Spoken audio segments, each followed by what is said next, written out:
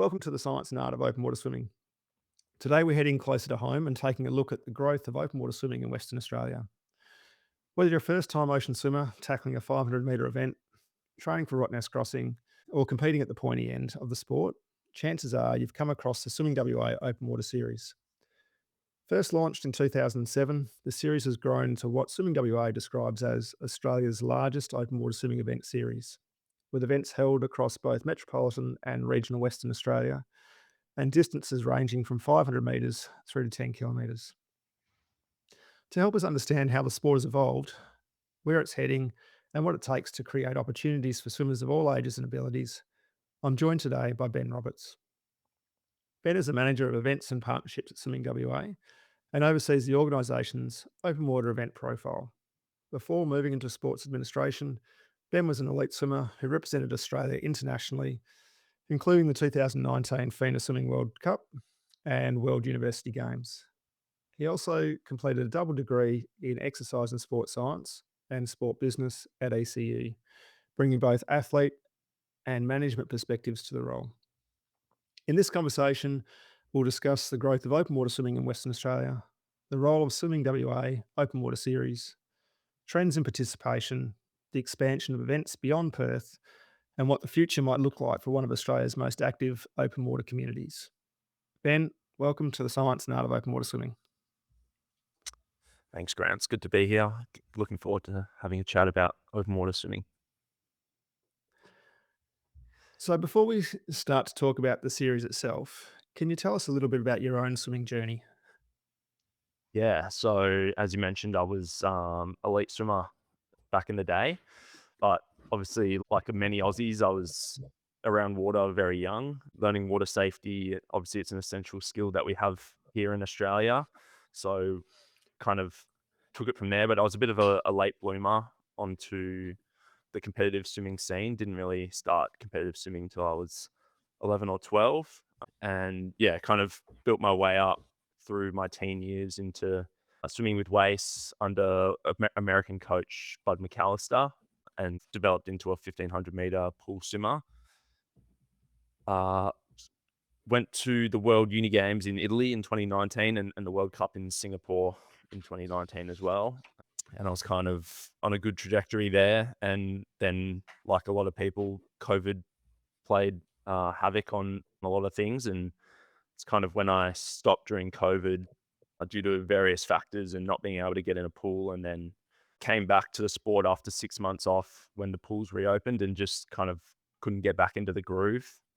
My coach had moved back to America and I kind of just fell out of love with the sport and had no real interest in pursuing it anymore. So I quickly kind of focused my effort onto uni.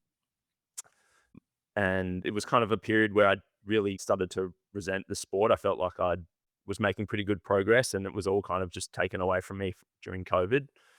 So yeah, didn't really want a lot to do with the sport. So I tried to distract myself with a few other things and then graduated uni 2022 or 2023, I think it was, and got my first role in sport at the Perth Footy League. And, I love footy, like many Aussies do.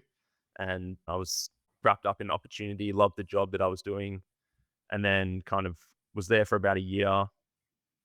And at that stage, very early in my career, I was very driven by learning and growth. So got a message one day from someone at Swimming WA who I knew was working at Swimming WA, and I still didn't really want much to do with the sport. So I really considered ignoring the message, to be completely honest.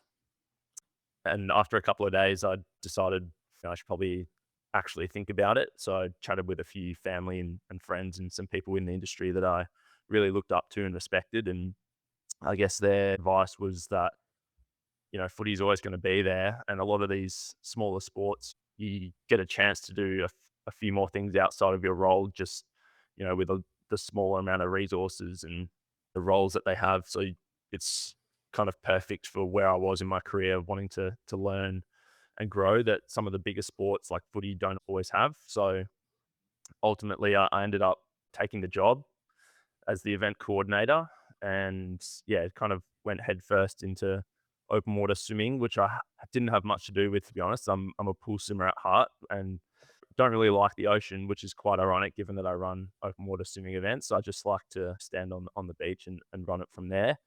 Never been much of an ocean swimmer myself. So I didn't really know much about open water swimming when I took the role. Obviously, had a pretty significant background in swimming, but yeah, I kind of learnt a lot about open water swimming pretty quickly, and being in the role really kind of reignited the passion that I had for the sport, but also found a new appreciation for open water swimming and the role it has, not just for swimming, but for the broader community. I just want to ask about your degree, which had a sports science component and a business management component. How much of a role did swimming have in shaping your direction in your tertiary studies? Yeah, I mean, I've always been a massive sports guy, not just swimming. I love all sports, footy, basketball, golf, a lot of different things. So I always knew that sport was kind of the direction I wanted to take, and swimming, yeah, obviously formed a big part of that. Being in the elite environment, you know, really wanted to go down that road and hopefully work in high performance sport. Never really thought I'd end up in events, but yeah, I'm kind of glad that I have because it's taught me so much. And obviously, you have a very different perspective as an athlete on how events are run. You don't really appreciate the work that goes on behind the scenes. And so it's been very good for me to see that and reflect on the work that people did behind the scenes in the events to actually get those up and running and provide opportunities to athletes to actually compete. So yeah, newfound appreciation for the events world, and that's kind of what driven me into the role I have now. So you've had your first season with the open water series. So for people that are unfamiliar with it, what is the Swimming WA open water series?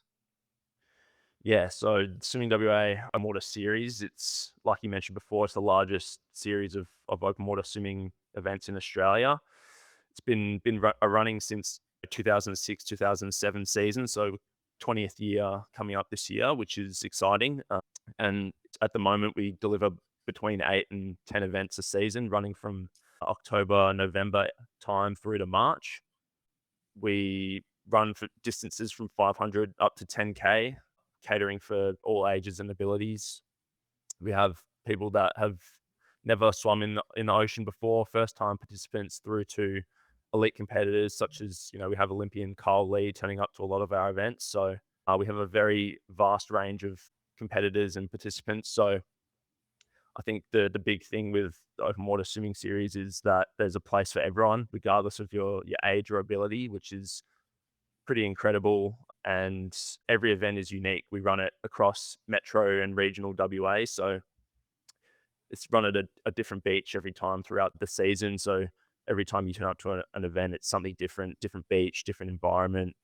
And from a planning perspective, it's a different local government most of the time. So there's a few different things that go into the planning for each event to make it unique. But I think as a whole, the benefits of the open water series are really the social connection and what it means to the community. So yeah, it's a big series and takes a lot of planning, but yeah, we see a lot of people come through each year, and like I said, anyone can participate. So celebrating 20 years this year, and we've seen this increase in growth. What do you think's driven that growth? Yeah, I think there's a number of factors that have driven that growth. So swimming as a sport, as an activity, is one of the largest participation sports in Australia. So there's over 4.4 million Australians that participate in swimming each year. And in WA, we consider it to be an essential part of our culture and the WA life. So I think there's a number of factors that go into the growth of open water swimming in WA. One of them being that, WA has one of the most accessible coastlines in Australia, and we have some of the nicest beaches in Australia, which make open water swimming so accessible to everyone. You can go to any beach pretty much across WA and go for a swim, which I think COVID especially has probably boosted that as well. People want to go outside more coming off the back of COVID. And I think a lot of people within the community are really looking for accessible outdoor recreation that promote physical activity, social connection, and well-being. A lot of people are looking for those sort of opportunities and experiences. And I think WA as a whole, we are becoming sort of like a global hub for open water swimming. From an elite perspective, we have success in that area. We have Olympian Kyle Lee, and we have a number of junior swimmers that are in that pathway representing WA on a world stage. And we have a lot of different larger participation events. So, the typical Rottnest Channel swim, Port to Pub. A lot of people are looking for those bucket list swims that I think WA can offer just purely because of how accessible our coastline is and the number of assets that we have along the coast. So I think, yeah, a lot of people are looking for those opportunities and WA is set up pretty well to be able to facilitate that. The coastline we have, the environment we have, having some major events like channel crossing swims have an impact. I'm just wondering, is the growth that's occurred in this series, is it across all age groups or are there sort of particular groups that are driving this participation? Yeah, so we have people from 9 years old all the way up to 80 plus. So we have a pretty vast range of participants, and there's a pretty even split across the people that are participating. We actually have a 50-50 split between male and females, and they're around that middle age group, 30 to 50, are where a lot of our participants come from. And then it's a family sort of environment. So their children are also swimming at the series. So we have pretty good numbers across middle aged people as well as young come down as a family experience. We have a typical dropout around the later teen age group where people drop out of the sport. But I think the thing with open water swimming is that it actually is used as a bit of a retention tool for that age group where they can come down and participate without worrying about formal sport or organized sport. It's very, very informal. Anyone can dive in and have a go. So I think we still have pretty good numbers in that age group between 18 to 24. And I think the accessibility of open water swimming is probably the driver for that. And when we talk about that sort of 18 to 24 group, are a lot of them pool swimmers that are transitioning to open water, or do you think it's coming from a larger part of the community? I think it's a pretty good mix of both, to be honest. We have pool swimmers that, or ex pool swimmers as well, that they have retired from the sport and then, they've gone away and done uni or whatever they're focusing on, work, those sort of things. And they come back and dip their toe in for an open water swim here and there. And like I said, it's a good retention tool to keep those people engaged in the sport in more of an informal way. But I think a lot of the people as well, there's a lot of growth around social connection these days. So a lot of people come down as friend groups, and they might be people that are at uni or people that work together that come down as a group and they participate together. So I think that's again a benefit of open water swimming, that you can come down and as a group and have a go together. And there's no real pressure on how you perform. So people just come in and have a go. So I guess one of the things I really like about the series is that it includes a wide range of distances. How intentional is that? Yeah. So I guess the importance that we have in offering a range of distances is that it's kind of used as a key contributor to the growth and retention over several years. So being able to cater for all ages, all abilities, providing accessible opportunities for open water swimming is a big purpose of the open water series. So we have the 500-meter, which is more of a come and try event. It's accessible. First time participants can come in and have a quick lap around, have a go, build some skills, build some confidence in open water swimming in a pretty safe, pretty controlled environment. And then once they've kind of built that comfortability in open water swimming, we progress up to like a 1.25, which is kind of the next step and provides a comfortable challenge for a lot of those newer open water swimmers. And then the 2.5 is kind of that in between It's like an intermediate challenge. The 5K is where we see a lot more of the regular swimmers that come from swim squads and that sort of thing that are progressing towards maybe like a bucket list swim, like a Rottnest Channel swim, but are still relatively early in their journey.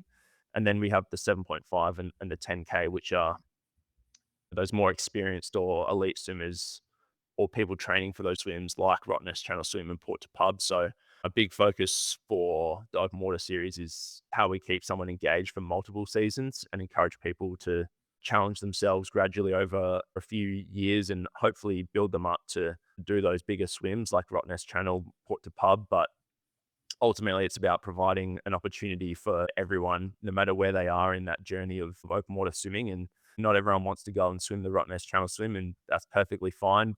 A lot of people come down and just have a Saturday or Sunday swim, 1.25 kilometers. It's a perfect distance to just get in there with some friends or family members and have a go and be outside, be in the ocean. Yeah, so it's a big focus for us for sure. And so once they're involved, as you said, you've got this opportunity for progression to cater for all swimmers of their different abilities and goals. How do you actually encourage the first time participants though? How do you get them to say, yes, I'm going to give it a go? Yeah, I think a lot of it is word of mouth. The whole purpose of the open water series is that social connection. So people that come down and try our events, they talk to their friends about it, they talk to their colleagues about it, and it's about how we build that network out to get people to come in and how we showed the accessibility of open water swimming, the benefits of open water swimming, and especially providing people with a safe environment. A lot of people think of the ocean and they think of the big fish. So how we can show people that this is a really safe, really controlled environment where you can be outdoors with friends or family, being active and that sort of thing. So it's really just about how we position the series to those first time participants. So you've mentioned a couple of times the importance of this social connection. In the last couple of years, we've had relay events included within the series. How important has that been to develop that social connection and give people other opportunities? Yeah, the relay has been a really special event for the open water series and it provides something different that people can be involved in. And like I said, it's very much about the connection to community and friends. So how we can get more people into those sort of events where it doesn't feel as daunting to go out there by yourself. You're there with your friends down on the beach and out in the water. So yeah, it's a big focus area for us about how we grow that specific event as well, and how we get people engaged with commercial workplaces to come down and enter teams and build that connection within workplaces as well. But yeah, it's a big event for us. It's towards the end of the series, so it's kind of almost like a fun event to end the year, and hopefully they get a little bit of a taste for open water swimming, and then that almost feeds into the next year where they might come back and try do a solo event by themselves, but that might be bringing their friends along as well. So yeah, the relay is a very important event to us and to the community as well. Everyone loves a relay and getting down there with their friends. Now, the series includes some regional events. Why was that expansion into those different parts of the state such an important move? Yeah, it's very very important to us. We love delivering regional events. So the regional events and I guess presenting those opportunities out beyond Metro Perth is of importance to the open water series just because like I mentioned earlier, we have one of the greatest coastlines in the world and some of the best assets that WA have are our beaches. So we want more communities to experience those and experience open water swimming and hopefully get a taste of what it's like. You know, a lot of the regional areas they don't have these sort of events and they don't have the access to, I guess, professionally delivered open water swimming events, which I guess prohibits them from being able to have that opportunity to try open water swimming because a lot of people don't feel comfortable going out in the ocean just by themselves, whereas we can provide that safe environment for them to give it a try. So we've delivered a number of regional events across the last couple of years. So Broome was one that we delivered last year, which had some very unique challenges given its distance from Perth, and the challenges come with the delivery of the event. It requires a lot of coordination and support from the local authorities, the clubs, the volunteers. There's obviously the increased cost to transport equipment and deliver a safe event. For the open water series, our biggest priority is safety. So how can we deliver a safe event for those communities, but also how can we encourage participation in these events in the regional locations that they may not necessarily be looking for, or how do we get people up to those regions to showcase the actual region as a whole? So I guess it's not just about the open water swimming, it's about how can we promote tourism and bring people to that location to experience what regional WA has to offer. There's a lot of towns out there that have so many unique places, unique attractions that people otherwise wouldn't see. And it's about how do we get people to those locations. So, other than Broome, what are some of the other opportunities outside of the metro area? Yeah, so we did Broome last year. We did Geraldton the year before, and then Bunbury and Busselton have kind of been some staples across the last few years. We've delivered that alongside the Open Water Nationals. So we've had the Open Water Nationals here for the last 4 years, with the most recent one being in Bunbury. And I guess that in itself is helping to build the hub of open water swimming in WA and showcasing what WA has to offer from an open water perspective. And yeah, it's really important that we keep delivering those regional events, although there are some significant challenges with them. So yeah, it's an important part, but a very challenging part. So, just before we go on and talk a bit more about the national champs, where do you see future opportunities for growth across Western Australia? Yeah, so I think a lot of the growth comes from looking at ways we can continue to innovate and grow the sport and participation in the sport. So, like I mentioned before, a lot of people are looking at those bucket list swims, the Rottnest Channel swim, the Port to Hub. But how can we work collaboratively as an aquatic industry to build that ecosystem and elevate the opportunities that WA has to offer? So, how can we attract people? How can we attract visitors? Build the local workforce, build the volunteers, and showcase the assets. And I think we have a bit of an innovative opportunity coming up where we've partnered with Swimming Australia. They're delivering the Australia Cup, and as part of that, they are bringing the 3K knockout to WA, which is the first time it's coming to the open water series. So it's going to be a big event for us this year, and yeah, something new that the WA open water community may not have seen before, and it's hopefully going to bring a bit of excitement to open water swimming to grow the sport and grow the opportunities. But from an open water perspective, it's how can we bring that concept to the general public, the regular swimmers that are swimming in the open water series every event. So, for those that are unfamiliar, can you describe the 3K knockout swim? So I guess the 3K knockout, how it works is the elite guys will do a 1,500-meter lap, and they'll wipe out half the field with that. And then they'll do a 1 kilometer race. And again, they'll knock out half the field. And then the last, I think it's top 10 will swim a 500-meter, and then the winner takes all sort of thing. And I guess we're trying to bring that to the open water series in a general public format. So it's really exciting for us to be able to offer that in a shortened form. Obviously, not everyone is going to be able to do a full 3 kilometer knockout. So it's how can we provide that opportunity to the general public. Mm, I think, like I mentioned before, the collaboration across the different events is really important. So, how can the open water series, the Rottnest Channel Swim, the Port to Pub work together to build the hub together, not working in isolation?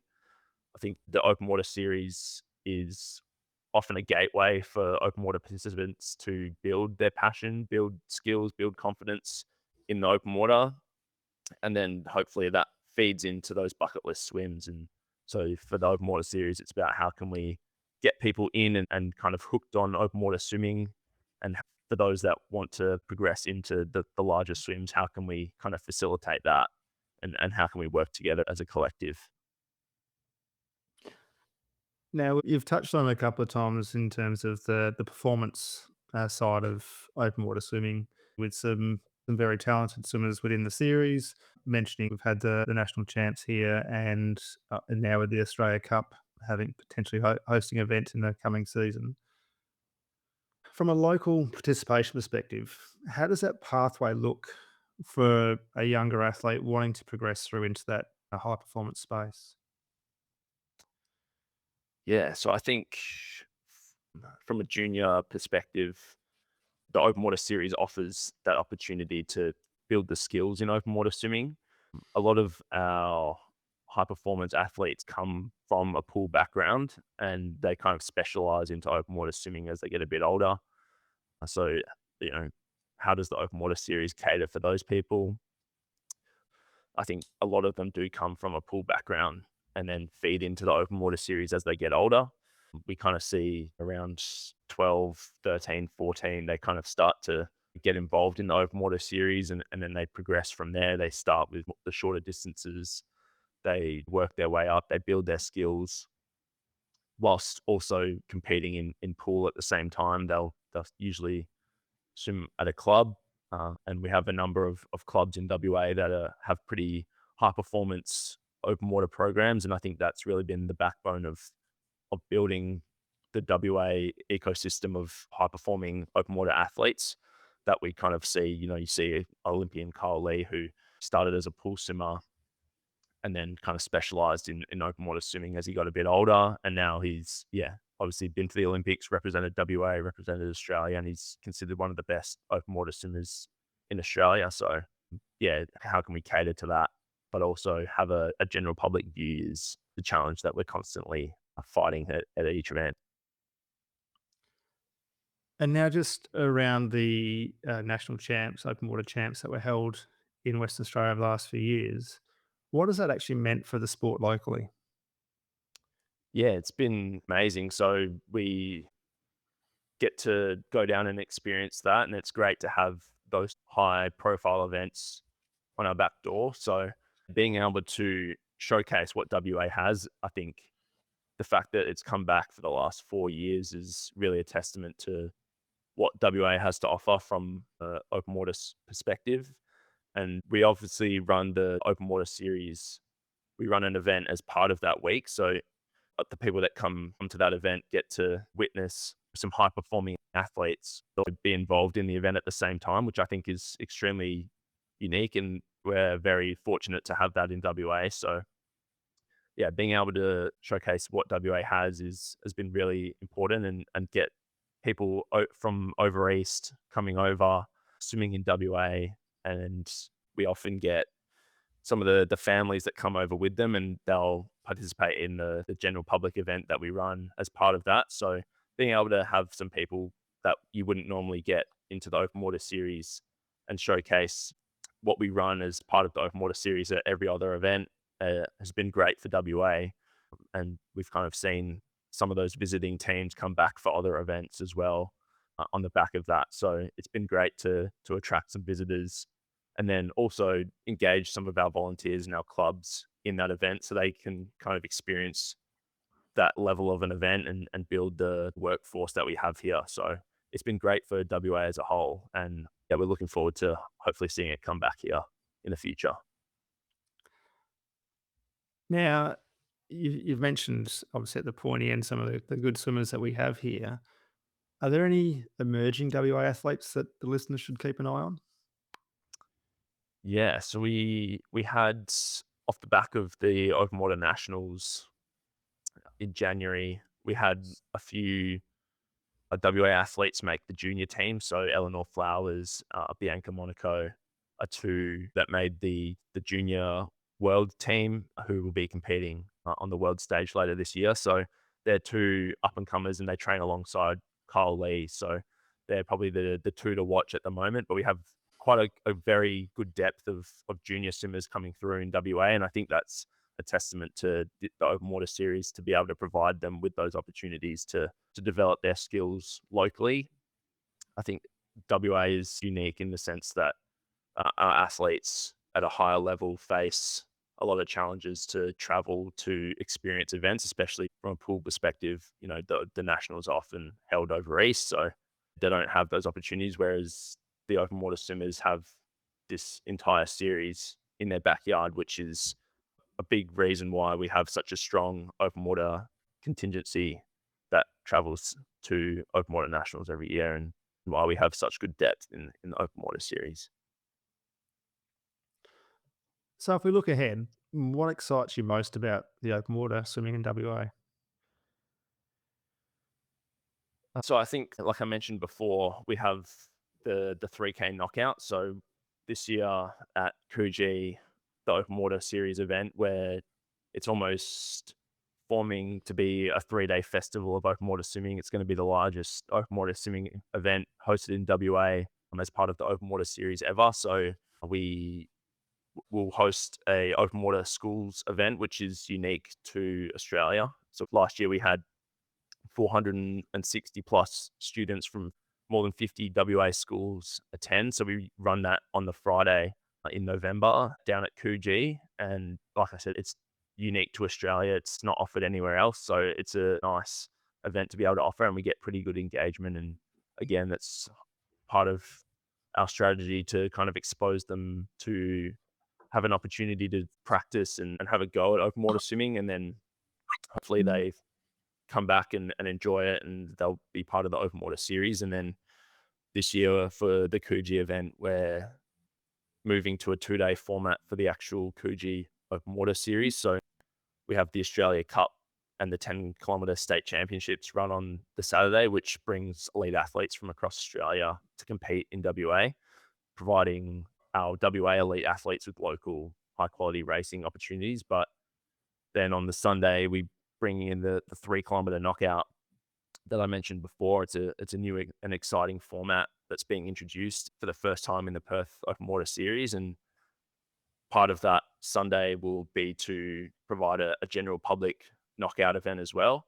So providing like the general public with that same opportunity that the elite athletes have on a smaller scale. So whether with that might be like a 1200-meter knockout running the exact same way that a 3-kilometer knockout would, but for that an opportunity that anyone can enter and have a go at something different. And then obviously we have our normal open water series events, 500-meter through to 10K running across both days. So we'll split those events across the days and hopefully reduce some of the congestion on the course for our elite guys as well as the general public. So it's an exciting format that we're really looking forward to. It's a big weekend, and there's a lot of planning on behind the scenes at the moment to bring it to life. But it's probably one of the most exciting things that we have coming up for WA, and I'm really looking forward to it. But I guess outside of that, it's about partnering with organizations like Port to Pub, Triathlon WA, Ironman, Rottnest Channel Swim to work together and build the ecosystem, and how we can use the open water series to hopefully elevate some of those major event opportunities for WA and bring some more events to WA is the goal. We want to position WA as the home of open water swimming, and yeah, hopefully we can do that as a collective rather than working independently. And looking forward, where would you like to see the sport in 5 or 10 years' time? Yeah, I think we have a plan to grow the open water series, and our sole focus is how we can get more people involved in open water swimming. I think it's still very much in a growth phase, and we're seeing that after COVID. We've had, on average, it's like 10% growth at our events. So I think we're still in that growth phase, and now it's about how we can use the data that we're collecting from our current events to continuously improve those experiences. And the focus is on ultimately how we create the best experience for the participant. And we have a range of people that come to our events. So it's about how we continuously offer an opportunity for each group where they feel fulfilled in open water swimming, but also how we can use open water swimming as a retention tool and hopefully keep more people in the sport whilst attracting more people into open water swimming and having a go. So I think that's probably the goal for the next 5, 10 years. Now, what's one thing you wish more swimmers knew about open water swimming? From an open water series perspective, I think a lot of people don't understand the preparation that goes into these events. Obviously, being in the ocean, being outdoors, there's a lot of moving pieces to open water events, and every event is designed around the participant experience. And effectively, from an open water series perspective, where we're basically running multiple events simultaneously to cater for those different groups. And obviously that in itself creates a pretty big challenge and is it very much a balancing act to make sure that we meet the different needs of the different groups. So obviously like the elite guys, they're very much focused on the accuracy of the timing, the competition, the awards.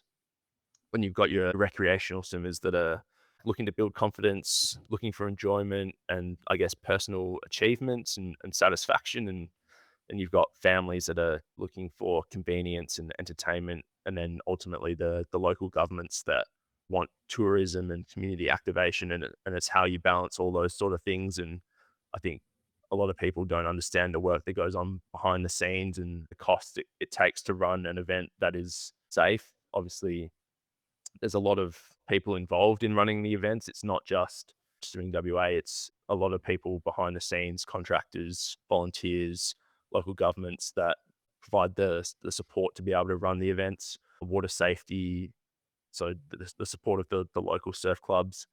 I think there's a lot of things that go on behind the scenes that people don't necessarily see. You know, a lot of people turn up on the day and see the finished product, but they don't see the hours and the months and of planning and work that goes on behind the scenes. And I guess with open water swimming, sorry, is you're pretty much at the mercy of the environment. You can't control the weather, unfortunately. And like we saw this year with the Roto swim that unfortunately had to be cancelled, but ultimately you can't control the weather. It's more about having the processes and the risk management processes in place to be able to make the right decision. And a lot of people maybe don't understand the pressure that comes with having to make that decision.